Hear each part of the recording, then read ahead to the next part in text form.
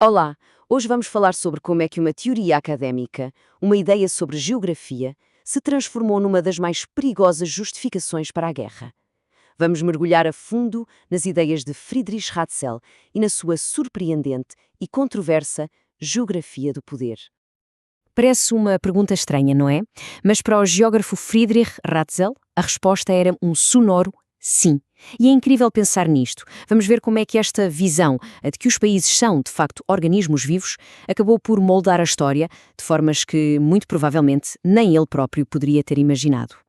Muito bem, vamos então diretos à ideia mais impactante de Friedrich Ratzel, o Estado como um ser vivo, com pulsação própria.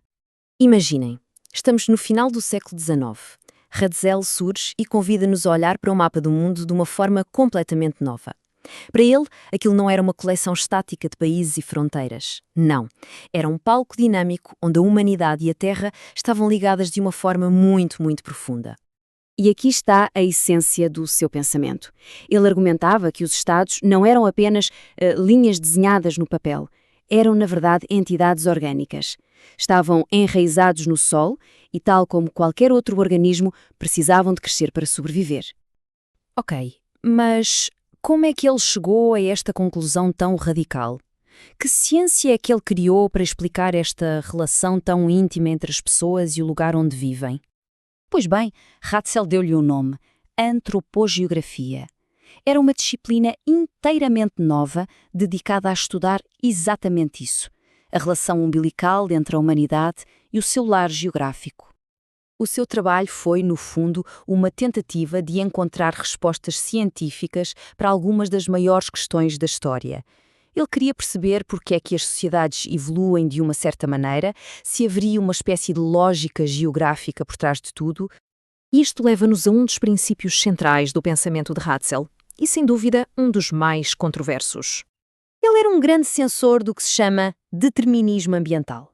Basicamente, é a teoria de que o mundo físico, o clima de um sítio, o tipo de terreno, os recursos disponíveis, não só influencia, como molda profundamente a cultura, o caráter e até o destino de uma sociedade. Olhem só para este exemplo, que simplifica bem a ideia. Para Ratzel, a própria Terra, literalmente, esculpa as pessoas.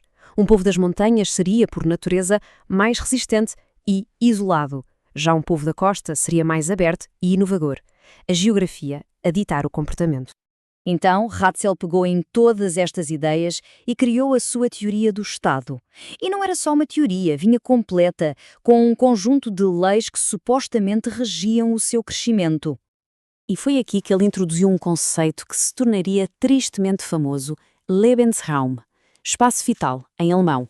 A ideia era que a saúde e a força de um Estado dependiam diretamente da sua capacidade de se expandir, de ganhar mais espaço. Isto ilustra perfeitamente a sua lógica. Ele não se ficou pela ideia, ele formulou leis para explicar este processo.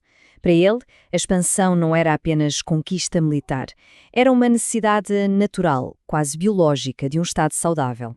E é aqui que a coisa se complica. O ponto crucial é perceber como é que esta teoria, nascida na academia, ganhou uma vida própria, com consequências absolutamente devastadoras.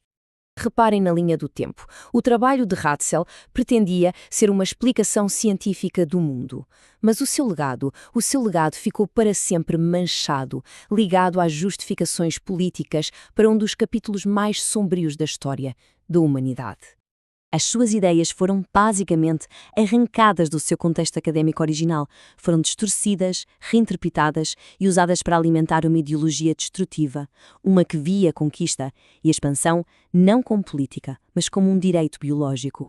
E a lição que fica, talvez a mais importante, é que as ideias, por mais académicas e abstratas que pareçam na sua origem, podem ter impactos reais, poderosos e, por vezes, terrivelmente imprevistos no mundo.